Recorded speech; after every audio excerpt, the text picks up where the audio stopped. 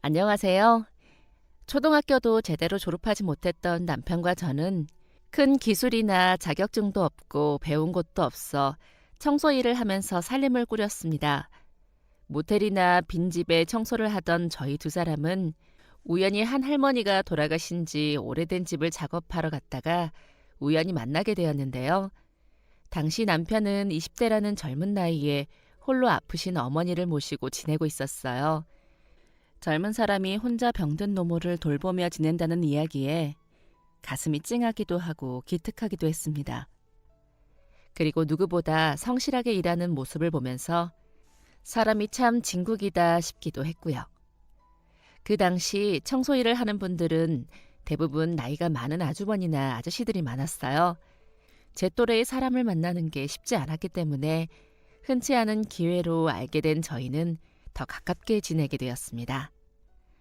부모님이 돌아가시고 강제로 내쫓기듯 집에서 나오게 된 저는 타향살이에 늘 불안함과 외로움, 그리고 지독한 향수를 느끼고 있었어요.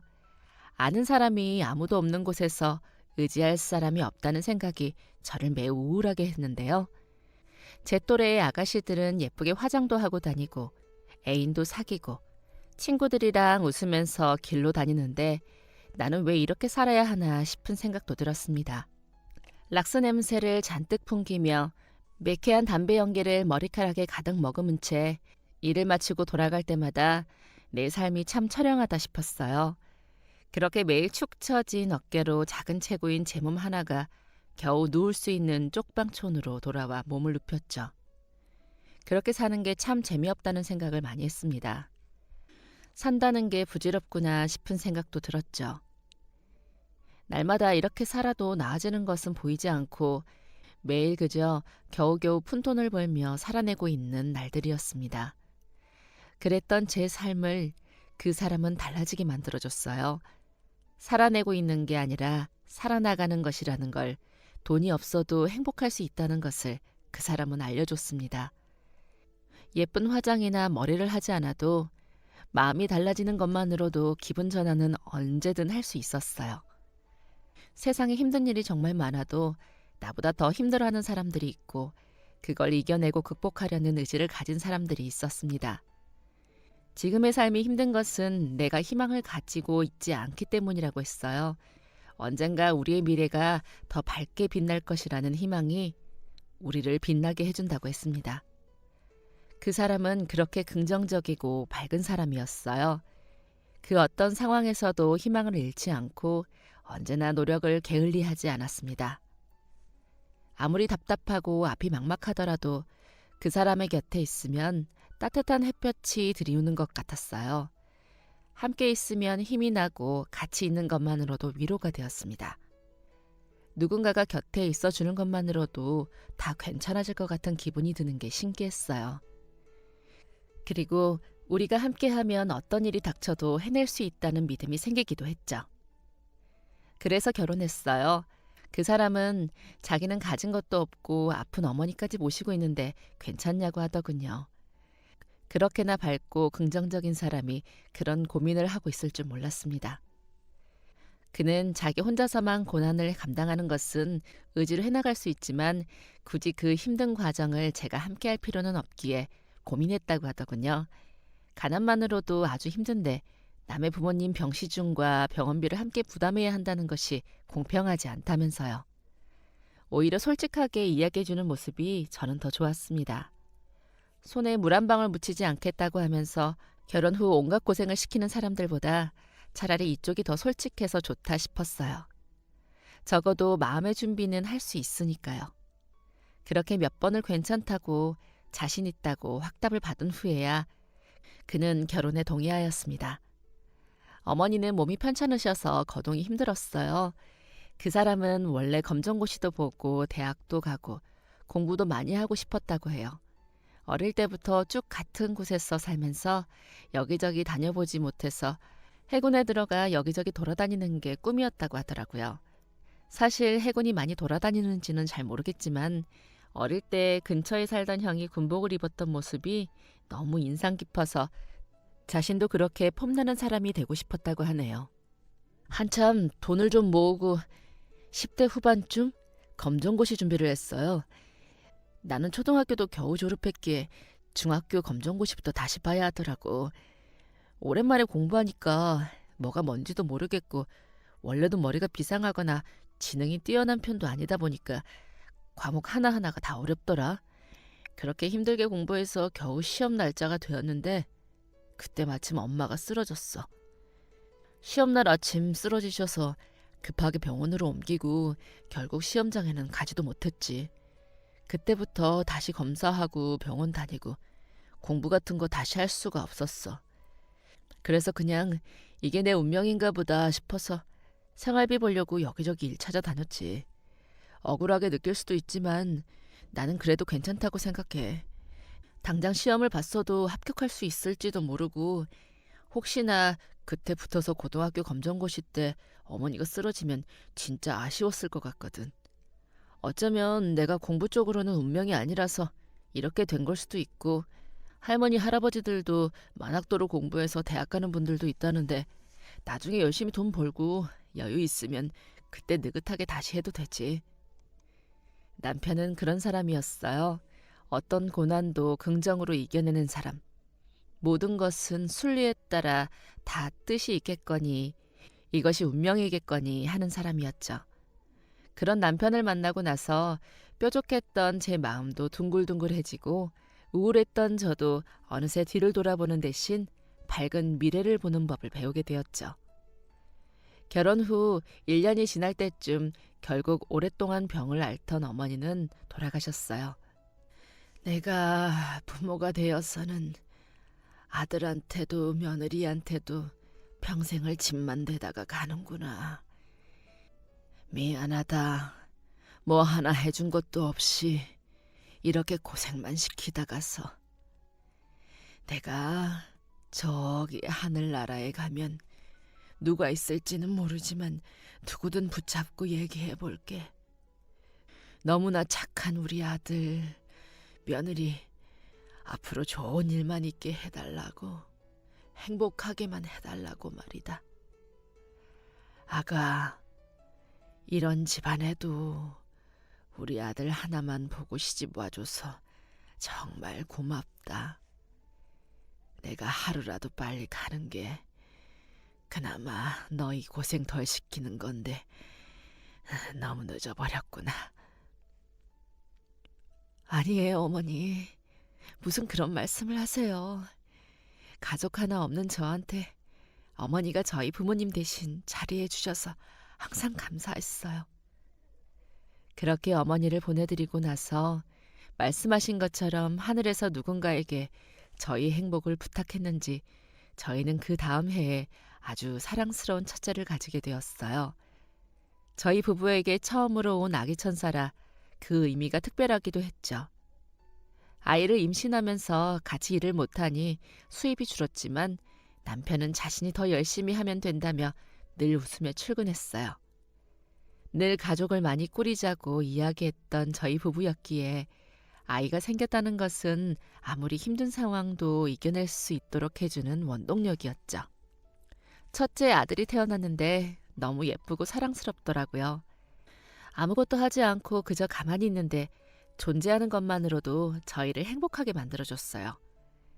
너무나 감사하게도 몇 년 후 또다시 둘째가 태어났고 다시 몇 년이 지나 셋째가 태어났어요. 우리 집에는 무려 아들이 셋이나 생겼죠. 새 녀석이 앉아서 꼬물거리는 모습이 얼마나 예쁘고 사랑스러웠는지 몰라요. 엄마, 아빠 하면서 품에 달려와 안길 때면 온종일 밖에서 아무리 힘든 일이 있어도 전부 사르르 녹아내리는 것 같았어요. 새 아이를 품에 안고 있을 때면 저희는 저절로 세상에서 가장 행복한 사람이 되었어요. 아이들이 먹는 것, 입는 것만 봐도 배가 부르고 행복했어요. 가난한 형편에 애가 셋이다 보니 해줄 수 있는 것은 많지 않았지만 어쩌다 사주는 장난감 하나에도 날아갈 듯이 기뻐하는 아이들의 모습을 볼 때면 내가 더 열심히 돈을 벌어야겠구나 하는 다짐을 만들어 주었죠. 특히나 첫째는 어릴 때부터 남달랐어요. 굉장히 똘똘했는데 숫자도 빨리 떼고 한글도 빨리 배우고 어디서 알았는지 혼자서 영어 알파벳도 쓰더라고요. 유치원에서도 아이가 참 똑똑하다고 재능을 잘 살려주면 좋을 거라고 이야기했는데 저희 부부는 워낙 배운 것도 없고 주변에 아는 사람도 없다 보니 그 능력을 제대로 살려주지 못했어요. 돈이라도 많았으면 학원이라도 보내고 이것저것 가르쳐 보기라도 했을 텐데 그러지를 못한 게 한이에요. 누구를 닮아 그런지 첫째만큼 둘째도 참 똑똑했어요. 어릴 때부터 수 계산을 그렇게 잘하더니 학교에 가서도 수학은 항상 시험에서 100점을 받아오고 경시대회에 나가서 만점도 받고 상을 다 받아오더라고요. 저희가 크게 뭐 한 것도 아닌데 아이들이 너무 똑똑하게 자라서 사실 조금 무섭기도 했어요. 이렇게 똑똑한 아이들에게 무엇이든 해줘야 할 것 같은데 뭘 해줘야 할지 모르겠더라고요. 대신 아이들은 자라면서 자신들이 원하는 게 무엇인지 분명해졌어요. 중학생이 된 첫째는 학원에 다니고 싶다고 하더니 나중에는 과외를 하고 싶다고 하더군요. 둘째 역시도 이런저런 책이나 문제집을 사달라고 하고 공부할 때 필요하다며 컴퓨터도 새로 바꿔달라고 했어요. 아이들은 자신에게 필요한 게 무엇인지 명확하게 알고 있었고 저희 부부는 겨우 입에 풀칠할 수 있는 형편의 그것들을 해주느라 하루도 마음 편히 쉬는 날이 없었어요. 세 식구의 식비에 생활비도 겨우 충당하고 있는데 학원과 문제집에 과외, 컴퓨터, 방과 후 프로그램 등등 그렇다고 공부를 위해서 한다는데 해주지 않을 수도 없었죠. 남편과 저는 세제에 손이 다 갈라지고 수세미에 손바닥이 다 터져서 피가 날 정도로 열심히 일을 했어요. 작업 하나라도 더 하려고 밤이고 새벽이고 출근할 수 있다고 뛰어나갔고 누군가 고독사를 하거나 안 좋은 일이 일어난 집도 남들이 하지 않으려고 피할 때 저희가 할 수 있다고 나서서 다니고는 했어요. 쉬는 날은커녕 거의 쉬는 시간도 없었죠. 그런데 자식 키우는 부모 마음이 그런 거 아니겠어요? 무엇이든 해주고 싶고 내 몸이 부서지던 뼈가 갈라지던 어떻게든 하고 싶은 일은 해주고 싶은 건 말이죠. 내 자식이 더 잘 될 수 있고 훌륭한 사람이 될 수 있는데 집안 형편이 부모가 그 앞을 가로막는 짓은 하고 싶지 않았어요. 특히 남편은 후회나 원망은 하지 않지만 자신이 어머니 때문에 꿈을 포기한 경험이 있기에 어떻게든 자식들이 미래를 위해 필요한 투자는 아끼지 않으려 했죠. 셋째는 공부에는 크게 두각을 나타내지 않았어요. 잘하지도 못하지도 않는 보통 딱 중간이었죠.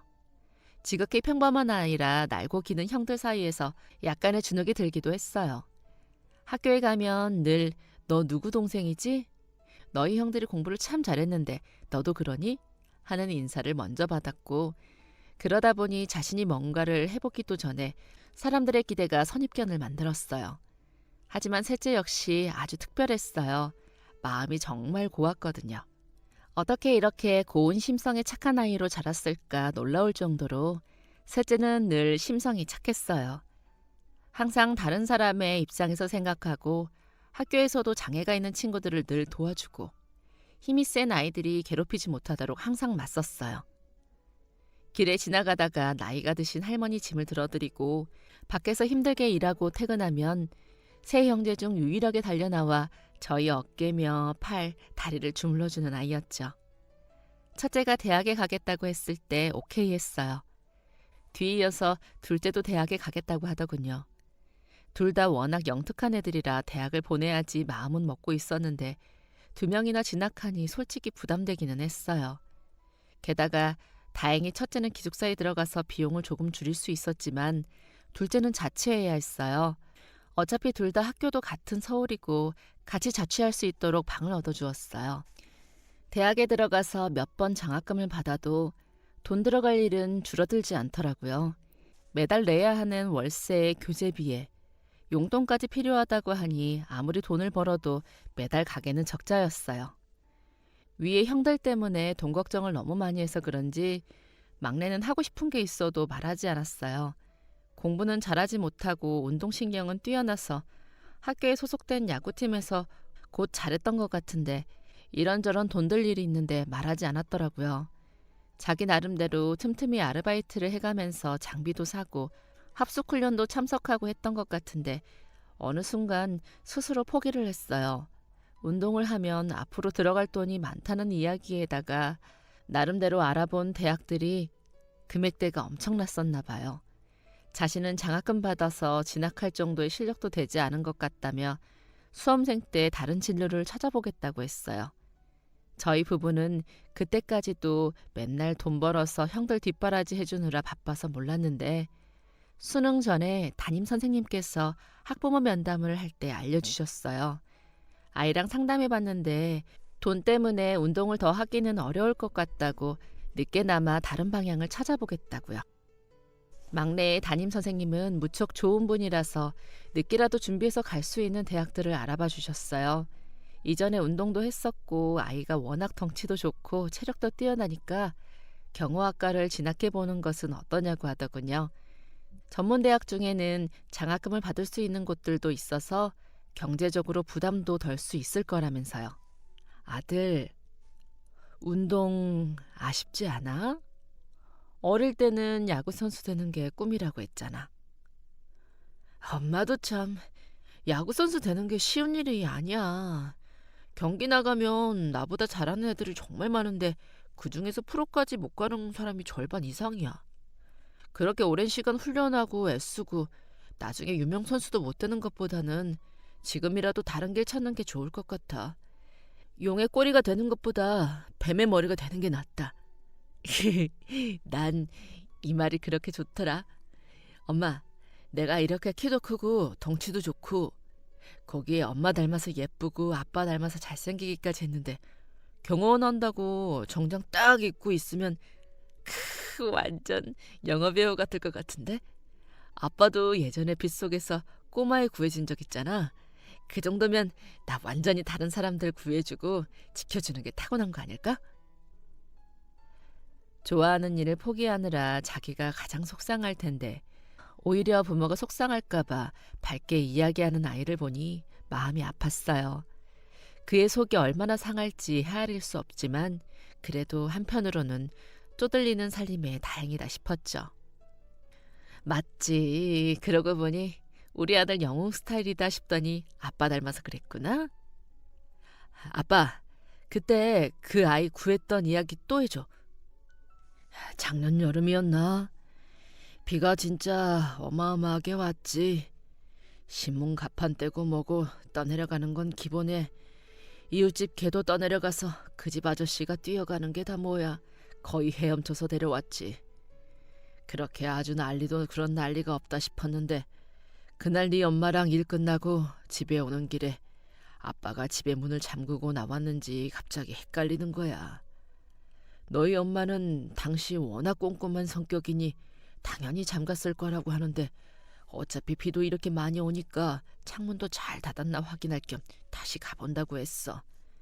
그래서 너희 엄마는 먼저 집으로 가고 나는 청소했던 집에 다시 돌아가서 창문도 다시 한번 꼼꼼하게 확인하고 비 새는 곳 없나 한번 더 보고 문을 잠가두고 나왔지.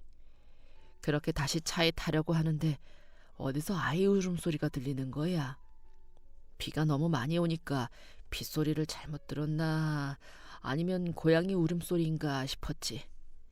다시 귀 기울여 들으니까 안 들리길래 그냥 잘못 들었나 보다 하면서 가려는데 이번에는 분명하게 엄마, 아빠 도와주세요 이런 소리가 들리더라고. 이건 분명 아이 울음소리다 싶어서 주변을 둘러보는데 그 집 옆쪽에 원래는 물길이 있었는지 콘크리트로 된 통로 같은 게 있더라고. 가까이 다가가는데 그 안에서 소리가 들리는 거야. 보니까 한 6살쯤 된 듯한 아이가 그 통로 안에서 물살이 세게 흘러나오는데 벽에 튀어나온 철 같은 걸 겨우 잡고 그 안에 쪼그려 앉아있더라고.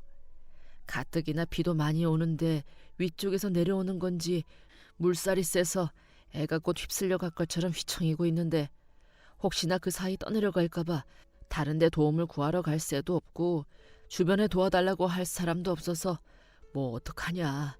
내가 바로 그 안으로 들어가서 애를 데리고 나왔지. 허리를 숙이고 통 안으로 들어가니까 물살이 더 거세지면서 어른인 나도 제대로 걷기가 힘들더라고.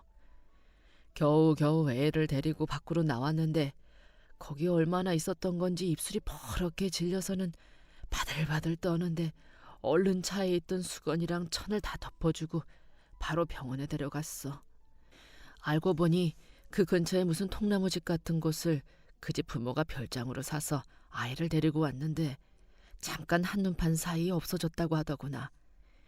그렇게 비가 오는데 혹시 산 낭떠러지에서라도 떨어졌을까봐 울고불고 하면서 주변을 찾아다닌 것 같더라고. 애 엄마가 많이 울었는지 목이 다 쉬어서는 아이고 그때 내가 발견해서 정말 다행이지 하마터면 큰일 날 뻔했지. 남편은 그날 늦은 시간이 되어서야 물에 잔뜩 젖은 몸을 이끌고 왔어요. 심지어 여기저기 긁힌 상처까지 있어 막내와 저는 그 모습을 보자마자 너무 놀라면서 걱정했죠. 그랬더니 오히려 자랑스럽게 자신이 어린아이를 구했다면서 웃어 보이는데 제 눈에 그날의 모습은 아주 대단한 영웅 같았어요. 막내도 그런 아버지를 안아주면서 너무 멋지다고 대단하다고 진심을 담아 이야기를 해주었죠. 허허 이 녀석 옷 다 젖는다 하면서도 뿌듯해하는 표정이 어린아이처럼 귀엽더라고요. 그리고 신이 나서 전화로 첫째와 둘째에게도 이야기하려 했는데 아버지 이야기를 듣는 둥 마는 둥 하더니 용돈이 필요하다는 말만 하고서는 끊어버렸어요. 기대했던 반응과 달라 섭섭하고 아쉬운 표정이었지만 이내 어쩔 수 없다는 듯이 씁쓸하게 웃고는 자리에서 일어났어요.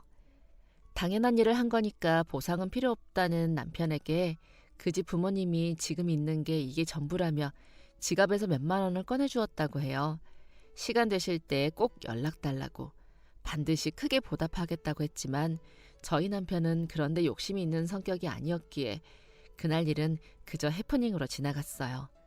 대신 그 후에도 막내가 자신을 대단하다고 하며 우러러보는 눈빛이 너무 좋은지 종종 그때의 이야기를 하고는 했죠. 첫째와 둘째는 대학을 졸업했어요. 첫째는 해외에 있는 회사에서 인턴을 하게 됐다면서 떠났고 둘째는 대학원에 가고 싶다고 하더군요. 공부를 더 하고 싶다는 것을 차마 말릴 수는 없었죠. 그나마 연구실에서는 적지만 월급이 나온다고 하니 다행이었어요. 막내는 전액 장학금으로 대학에 진학했어요. 전문대이긴 하지만 실습이 많아서 자기는 오히려 수업이 너무 재밌다고 신이 나서 학교에 다녔어요. 해외에서 인턴을 마친 첫째는 직장도 거기서 다니게 되었다고 하더라고요.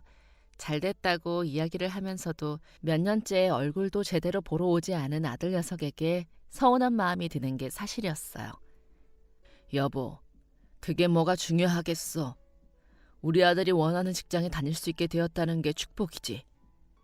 우리 애가 행복하다면 그걸로 된 거 아니겠어? 얼굴 좀 못 보면 어때? 우리는 감히 가보지도 못한 외국에서 혼자 나가서 자리 잡고 취직까지 한다니 오히려 나는 너무 기특하고 자랑스러운데? 당신은 참 어쩜 그렇게 속이 좋은 소리를 하는지. 당신 말 듣고 보니 그러네. 우리 아들이 먼 외국에 나가서 자리 잡고 좋은 직장까지 들어갔으니 축하할 일이지. 그래, 어차피 자식은 언젠가 자라서 둥지를 떠나는 건데 아쉬워했던 내가 어리석었어. 둘째는 박사까지 마치고는 취업했어요. 일자무식인 저도 이름을 들으면 알만한 유명한 곳이었죠. 그곳에서 연구원으로 일을 하게 되었다는데 둘째 역시도 몇 년째 얼굴도 제대로 보지 못했죠. 사실 남편도 저도 알고 있었어요. 첫째와 둘째가 저희가 그동안 뼈 빠지게 돈을 벌어서 공부를 마칠 수 있도록 해주었지만 사실 그 애들은 우리를 부모로서 존경하거나 사랑하지는 않는다는 것을요. 또 대학 졸업식이 언제인지도 알려주지 않고 오지 말라고 못을 박는 것이 우리를 부끄럽게 생각한다는 것도 알고 있었어요. 아들들은 30대가 넘어가면서 슬슬 결혼 이야기를 하더라고요. 그동안 저희한테 전화도 제대로 안 하고 얼굴도 보러 오지 않던 첫째와 둘째는 결혼할 여자가 생겼다고 인사드리러 오겠다고 하길래 기쁜 마음으로 음식을 잔뜩 차리면서 반겼는데 목적이 따로 있는 것을 보고 속이 상하기도 했죠.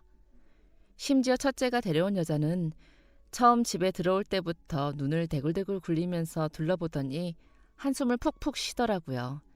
음식이 차려진 식탁을 보면서 젓가락으로 이것저것 깨작거리기만 하고 영 먹지를 않았어요. 아가, 음식이 입에 안 맞니? 이거 혹시 고기는 한우예요? 등급이 어떻게 돼요? 제가 집에서는 암소 한우만 주로 먹어서. 야채는 혹시 어디서 사신 거예요? 유기농 맞아요? 원산지는 따져보셨어요? 이거 계란국 맞죠? 계란은 무항생제 제품이에요? 고기는 여기 앞에 정육점에서 아저씨가 가장 좋은 거로 주시고, 야채는 됐어. 우리 부모님은 그런 거 몰라. 입맛에 안 맞으면 먹지 마. 어차피 저녁에 내가 자기 좋아하는 레스토랑 예약해놨어. 저희 식사하려고 왔던 건 아니에요. 전화로도 말씀드렸는데 이 사람이 입맛이 까다로워서 아무 음식이나 못 먹거든요. 너무 믿게 보지 마세요. 아무 음식? 지금 내가 차린 게 아무 음식이라는 거니? 그런 뜻 아니에요. 지난주에 영철이 녀석이 먼저 다녀갔다고 들었는데 혹시 뭐 해준다고 하셨어요? 어차피 두 분 넉넉하지 않아서 결혼 비용 많이 해주실 거라고 생각은 안 하는데, 그래서 이 사람 집안에도 예단이나 예물은 생략하자고 말씀드렸어요. 마음 넓은 분들이라 이해해 주셨고요. 대신 우리 집 구하는데 돈을 좀 보태주실 수 있나 해서요. 어차피 미국이랑 왔다 갔다 하기는 할 건데 그래도 한국에도 집이 있으면 더 편하니까요. 지난주에 찾아왔던 둘째 녀석은 예물로 다이아 목걸이니 뭐니 이야기를 꺼내더니 첫째는 집을 말하더군요. 그동안 먹여주고 키워주고 그렇게 힘들게 일해서 있는 것도 없는 것도 다 자기들한테 주면서 키웠는데 며느리 될 사람 앞에서도 저희를 대놓고 무시하고 돈만 주면 그만이라는 식으로 나오니 너무 속상했어요. 그래도 차마 그 자리에서 티를 낼 수는 없어서 얼마나 마련할 수 있는지 알아보겠다고 하고 돌려보냈죠. 그날 밤 속이 상해서 엉엉 울었어요. 남편은 옆에서 말없이 제 손을 잡아주었죠. 그런데 그 울음소리를 막내 녀석이 들었나 봐요. 다음날 아침 일찍부터 소란스러워 일어났더니 막내 녀석이 도시락을 싸고 있었어요. 엄마, 나 오늘 회사 쉬는 날이야. 우리 같이 놀러 가자. 어디서 배웠는지 전날 남은 반찬들로 야무지게 김밥을 싸서는 통에 담고 있더라고요. 자기가 다 준비했다면서 자기랑 옷 색깔까지 맞춰 입도록 하고는 가기 싫다는 저를 억지로 데리고 나갔어요. 언제 챙긴 건지 돗자리까지 들고는 아는 친구가 빌려줬다면서 차까지 준비해놨더라고요. 가기 싫다고 하기는 했지만 오랜만에 차를 타고 드라이브를 하니 속이 시원해지는 것 같았어요. 막내는 저를 한 공원에 데리고 가더니 꽃 옆에 서보라며 예쁘게 사진도 찍어주고 도시락도 먹여주면서 하루 종일 제 기분을 풀어주기 위해서 노력했어요. 아들, 고마워. 엄마는 너한테 해준 것도 없는데. 아이고, 엄마가 왜 나한테 해준 게 없어. 봐봐, 이렇게 키 크고 잘생기게 낳아준 거. 야, 이게 얼마나 힘든 건데. 나 같은 아들만 낳았으면 성형외과 망할 뻔했어. 그리고 내가 먹기는 또 좀 많이 먹어. 그동안 먹이고 입히고 키우느라 얼마나 고생을 했는데. 나야말로 겨우 최저임금 받는 직장 다니느라 우리 엄마랑 아빠 여행 한번 못 보내주고 호강 한번 못 시켜주고 미안한데 조금만 더 참아. 내가 열심히 일해서 꼭 효도할 테니까. 가장 해준 게 적은 막내가 저희에게 제일 극진하게 하는 것을 보니 늘 저에게는 아픈 손가락이었어요. 형들한테만 이것저것 퍼주느라 제대로 해준 것도 없는데 뭐가 그리 좋다고 맨날 부모님께 효도한다고 하는지 미안할 정도였죠. 아무리 얄미워도 결혼에 한 푼도 보태지 않을 수는 없으니 겨우 돈을 마련해서 첫째와 둘째에게 보냈어요. 둘 다 좋은 직장을 다녀서 그런가 며느리들도 집안이 어마어마하더라고요. 하지만 그러면 뭐해요. 며느리들은 결혼 후에 찾아오기는커녕 전화 한 통도 없고 저희가 먼저 연락해도 무시해버렸어요. 아들이 부모를 공경하지 않으니 며느리라고 다를 것 있겠어요. 그래서 언제부턴가 우리한테 자식은 막내 하나뿐이다 생각하고 살았어요. 몇 년이 지나 막내도 결혼했어요. 꽤 오래 만난 사이더라고요. 알고 보니 예전에 저랑 나들이 갈 때 빌려왔던 차도 그 아가씨 거였어요. 막내가 회사에서 무슨 행사 경호를 나간 적이 있는데 갑자기 입고 갔던 정장의 어깨 부분이 찢어진 거예요. 그렇다고 재킷을 벗고 있을 수도 없고 이걸 어쩌지 곤란해하고 있었는데 신인 가수의 스타일리스트로 행사장에 왔던 아가씨가 그 모습을 보고는 옷을 꿰매어줬다고 하더라고요. 그렇게 인연이 되어서 그 후 몇 년을 조용히 연애를 했던 거였어요. 그 아가씨는 보육원 출신의 엄청 시골에서 살다가 스타일리스트가 꿈이라 원래 살던 곳을 떠났다고 해요. 그래서 자기는 가족도 없고 친구도 없어서 결혼식도 필요 없다고 하더라고요. 막내도 그동안 자기는 친구들 결혼식도 잘 안 갔다고 부를 사람이 없다면서 차라리 그동안 모아둔 돈으로 여행을 가는 게 훨씬 낫다고 했어요. 저희 부부는 그동안 막내를 위해 몰래 모아둔 돈을 내밀면서 이걸로 좋은 집을 구하라고 했는데 그 녀석은 결혼해도 엄마 아빠랑 살 거라고 고집을 부렸죠. 며느리도 자기가 혼자 산 지 오래되어 주변에 어른이 없어서 살림도 아직 배울 게 많다면서 집에 들어와 살면서 배우고 싶다고 하는 거예요. 그래도 태어나서 한 번쯤 드레스는 입어야 하지 않냐고 제가 우겨서 아주 작게 셀프 웨딩인가 뭔가를 하기로 했어요. 두 사람이 저희가 비행기 한번 못 타봤다면서 신혼여행으로 제주도를 가면서 표를 넉 장을 예약했거든요. 그 이야기를 듣고 저도 이렇게는 안 되겠다 싶어서 막내랑 몰래 이벤트로 인터넷으로 하얀색 드레스 하나를 사두었죠. 처음으로 막내 덕분에 비행기도 탔는데 무섭기도 하면서 재밌더라고요. 공항에 내리니 하늘이 어떻게 그렇게 푸르른지 이게 진짜인가 싶었어요. 바다는 또 얼마나 예쁜지 사람들이 제주도가 그렇게 좋다는데 다 이유가 있었구나 싶더라고요. 남편과 저는 막내 덕분에 팔자에도 없는 호강을 한다며 고마워했어요. 그리고 준비해간 하얀색 드레스를 며느리에게 선물해 예쁜 바다에서도 사진을 찍고 넓은 꽃밭에서도 사진을 찍었어요. 막내 며느리는 자기가 평생 찍은 사진 중에 가장 예쁜 것 같다며 다음에는 어머니도 같이 드레스를 입고 찍자고 하더라고요. 우리 막내의 짝이라 그런지 며느리도 너무나 마음이 선하고 고왔어요. 결혼하면서 자기한테도 드디어 부모님이 생긴 것 같아서 좋다며 저희를 극진히 아껴주고 항상 무엇을 하던 제일 먼저 챙겨주었죠. 명절 선물이 나와도 쪼르르 집으로 들고 오고 일하다가 맛있는 것을 먹으면 꼭 저희 목까지 사서 집으로 오고는 했어요. 두 사람 다 버리는 빠듯했지만 그 얼마 되지 않은 돈으로 저희 용돈까지 매번 챙겨주었어요. 그리고 몇 년 후 한 펜션에서 청소 요청이 들어왔어요. 숲속에 있는 곳이라 인센티브를 더 준다길래 남편과 저는 신이 나서 달려갔죠. 새로 개장을 앞둔 곳이라 손님도 없더라고요. 남편과 저는 각자 층을 맡아서 작업을 하기로 했고 새 건물이다 보니 공사한 흔적이랑 먼지 같은 것을 제외하고는 크게 청소할 부분이 없기는 했어요. 이 정도 일에 보수를 이렇게나 받다니 오늘은 정말 횡재구나 싶어서 신나게 일을 하고 있는데 갑자기 위층에서 쿵 하는 소리가 났어요. 예사롭지 않은 소리에 얼른 위층으로 달려가서 남편을 불렀어요. 그런데 아무런 대답이 들리지 않더라고요. 혹시나 해서 방 하나하나를 다 들어가 봤는데 그중 한 방에서 청소도구와 함께 쓰러져 있는 남편을 발견했어요. 여보, 정신 차려봐 여보.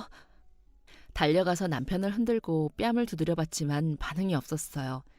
저보다 덩치가 좋아서 무거운 남편을 힘겹게 1층으로 끌고 내려가면서 아들에게 전화했는데 일하는 중인지 받지 않더군요. 급하게 며느리에게도 전화해봤는데 통화를 하지 못했어요. 겨우겨우 남편을 차에 태우고 운전해서 시내로 달려갔어요. 시내에서 차로도 꽤 걸리는 거리였는데 그 사이에도 제가 몇 번이나 불렀지만 남편은 의식이 전혀 없는 상황이었죠. 어떻게 병원까지 도착했는지 모르겠어요. 급하게 입구에서 도와달라고 소리를 치니 의료진들이 막 달려 나왔어요. 남편이 침대에 실려가고 상황이 다급하게 돌아갔어요. 뭐가 엄청 급박하게 돌아가는데 이게 다 무슨 상황인가 싶고 눈물만 계속 나오더라고요. 그리고 얼마 후 의사 선생님은 차분하게 남편이 사망했다고 하더군요. 심근경색이라고. 이미 숨이 멈춰서 더 이상 손을 쓸 수 없었다고요. 그 자리에서 털썩 주저앉았어요. 그리고 마침 막내 며느리에게 전화가 왔는데 벌벌 떨면서 일단 받기는 했는데 상황은 설명하려니 어디부터 이야기해야 할지 모르겠더라고요. 제가 울면서 전화를 받으니 깜짝 놀라며 어디에 계시냐고 바로 가겠다고 하더니 30분쯤 뒤에 급하게 차를 몰고 왔어요. 그리고 상황을 보더니 저를 안아주면서 같이 엉엉 울더라고요. 잠시 후 아들과 통화가 되었고 일을 하다가 녀석은 급하게 상황을 설명하고 뛰어왔어요.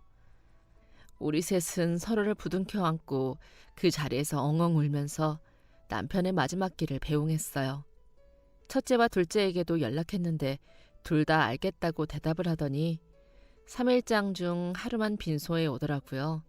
저런 것도 내가 자식이라고 키웠구나 피눈물이 나는 것 같았어요. 막내와 며느리와 함께 장례를 마무리하고 집으로 돌아와 한 이틀은 끙끙 앓았어요. 며느리는 뭐라도 드셔야 한다면서 죽까지 끓여서 입에 넣어주더라고요. 그렇게 한 일주일이 지나니까 그래도 움직일 기운은 났어요. 차라리 몸을 움직이는 게 덜 우울할 것 같아서 저는 남편의 짐부터 정리를 하기 시작했어요. 그렇게 한참을 태울 물건들이랑 보관할 것들을 나눠서 정리하고 있는데 남편의 바지 중 하나에서 웬 명함이 나오더라고요. 이런 걸 가지고 다닐 사람이 아닌데 뭔가 싶어서 들어보니 처음 보는 이름이 쓰여 있었어요. 무슨 명함일지 한참을 고민하다가 혹시 뭔가를 약속이라도 했거나 해서 기다리고 있으면 안 되니까 남편이 세상을 떠났다고 알려줘야 할 것 같았어요. 그래서 바로 명함에 적힌 연락처로 전화를 걸었죠. 여보세요. 안녕하세요. 저는 오수남 씨 와이프입니다. 남편 옷 주머니에서 명함이 나와서 연락드려요. 무슨 일로 명함을 주신 건지 모르겠지만 남편이 얼마 전 세상을 떠나서 혹시 연락을 기다리고 계실까봐 전화드렸어요. 오수남 씨요? 네? 세상을 떠났다고요? 아니 세상에. 아니 혹시 저에 대해 이야기를 하신 게 없으신가요? 네, 전혀요. 혹시 어떤 사이인지 여쭤봐도 될까요? 아, 그렇다면 이야기가 길어질 수도 있는데 혹시 시간 되시면 직접 만나 뵙고 말씀드려도 될까요? 다음 날 바로 우리 집 근처의 한 카페에서 명함의 주인을 만나게 되었어요. 제 나이 또래의 한 남자분이더라고요. 그는 자리에 앉으면서 간단히 자기소개를 하고 남편이 언제 어떻게 세상을 떠났는지 물어봤어요. 저는 얼마 전 갑자기 일어난 안타까운 사연을 이야기했죠. 둘째 아들이 무려 유명 건강회사 연구원인데 자기 아빠가 그동안 몸이 어디가 아픈지 어떤지도 관심 없고 바로 옆에 있는 저도 몰랐으니 누구를 탓하겠어요. 평생 자식들 건사하다가 무리해서 이런 일이 생긴 건 아닌지 마치 남의 장례식처럼 왔다 가는 아들 녀석들 뒷바라지 하려고 일만 하다가 그렇게 가고 싶던 세상 구경도 못하고 떠난 것 같아서 더 마음이 아파요. 그런 일이 있으셨군요. 전혀 몰랐습니다. 이전에 포구에서 저희 아이를 구해주신 일이 있는데 그때 너무 감사해서 보답을 하고 싶어서 명함을 드렸어요. 저희도 급하게 병원으로 간 거라 뭘 챙겨간 게 없어서 나중에 꼭 보답하고 싶어서 명함을 드리고 계속 연락을 기다렸는데 결국 은혜도 갚지 못하고 돌아가셨군요. 아, 그때 그 아이 아버님이시군요. 남편이 그날 일을 여러 번 이야기했었어요. 처음부터 보답 같은 걸 바라고 한 일이 아니라서 연락을 안 했을 거예요. 남편은 그저 그날 한 아이를 구한 것만으로 그리고 막내가 그 이야기를 듣고 자신을 영웅처럼 우러러보는 것만으로도 충분했거든요. 그래도 이렇게 지나가는 게 제 마음이 너무 불편합니다. 시간이 꽤 오래 흐르긴 했지만 혹시 지금이라도 제가 뭔가 도울 만한 일이 없을까요? 혹시 그렇다면 그러면 저희 막내 아들을 좀 도와주실 수 있을까요? 우리 막내가 어릴 때부터 자기보다 저희를 더 챙기느라 원하는 거 한번 못하고 살아왔어요. 이번에도 일하던 중에 자기 아버지 이야기 듣고 뛰어나왔다가 회사에서 잘려서 지금 직장을 구하는 중이거든요. 혹시 소개해 줄 만한 곳이 있으면 우리 아들 좀 부탁드릴게요. 그분은 제 아들이 어떤 일을 하는지 물어보더니 좋은 곳이 있다며 내일 아드님과 함께 만날 수 있냐고 하더군요. 너무나 다행스러운 이야기에 저는 얼른 집으로 돌아가 막내랑 며느리에게 오늘 있었던 일을 이야기했어요. 글쎄, 그때 구해줬던 아이 아버지가 엄청 유명한 회사의 대표더구나. 깜짝 놀랐지 뭐니. 자기가 꼭 보답을 하고 싶다고 하길래 이미 남편은 세상을 떠났고 우리 막내라도 도와줄 수 없냐고 물어봤지. 그랬더니 마침 괜찮은 일자리가 있다네. 내일 같이 보기로 했단다. 너무 잘 됐지?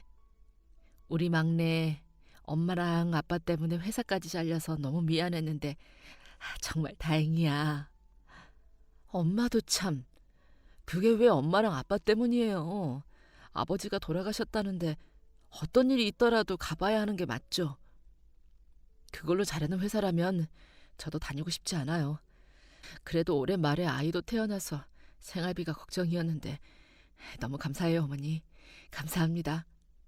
막내도 며느리도 약간은 부담스러워하면서도 그래도 일자리를 구할 수 있다는 이야기에 기뻐했어요.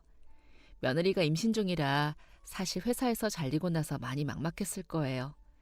그런데 하늘이 도와 이런 기회를 얻게 되다니 정말 다행이었죠. 다음 날 약속 장소로 아들과 며느리와 함께 갔어요.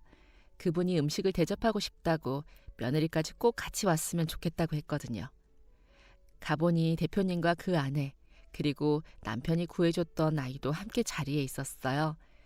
부인도 문이 열리자 자리에서 벌떡 일어나더니 달려와서 제 손을 잡으면서 저희 남편 덕분에 자기 아이가 살 수 있었다며 늦었지만 너무 감사하다고 몇 번이나 고개를 숙여 인사를 하더라고요. 아저씨한테 직접 뵙고 감사하다고 해야 했는데 죄송해요. 제가 그때는 너무 어려서 감사하다고 인사도 제대로 못했는데 감사합니다.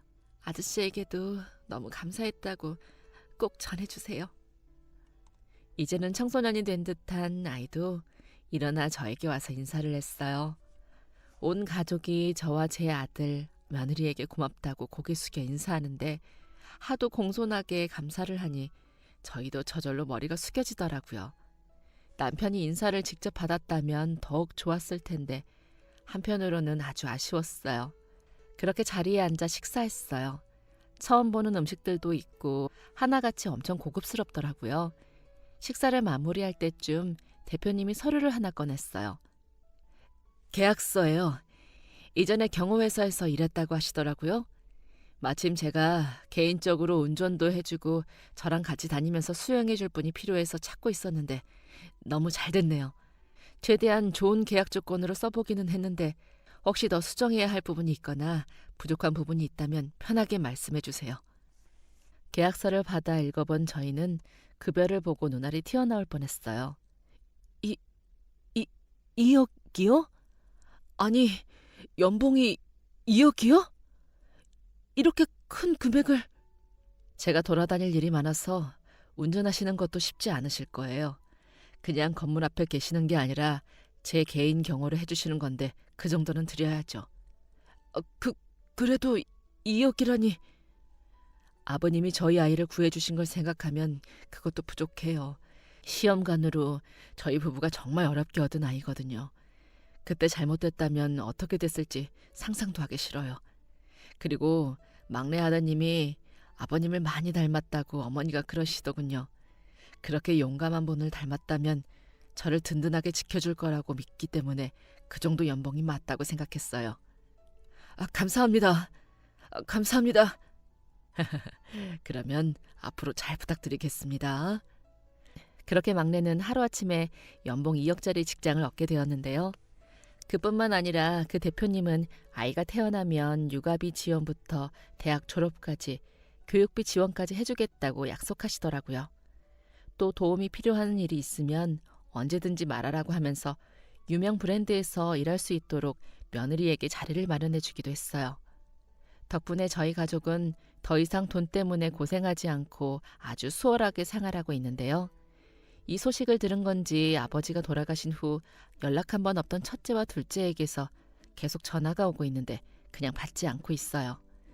막내는 새로운 직장에서 엄청나게 잘 적응했는지 대표님이 오히려 운전도 너무 잘하고 일하는 센스도 좋다면서 칭찬을 아끼지 않는다고 해요. 또 얼마 전 태어난 저희 손주를 위해서 엄청 비싼 아기 침대와 유모차까지 집으로 보내주셔서 아주 감사하게 쓰고 있어요. 평생을 착하게만 살았던 남편이 한 일인데 괜히 저만 부귀 영화를 누리는 듯해서 마음이 무겁기도 한데요. 어쩌면 갑작스럽게 하늘로 간 남편이 착한 막내와 며느를 위해 전한 선물은 아닐지 싶어요. 지금까지 사연 들어주셔서 감사합니다. 사연이 재밌으셨다면 구독과 좋아요 부탁드려요. 감사합니다.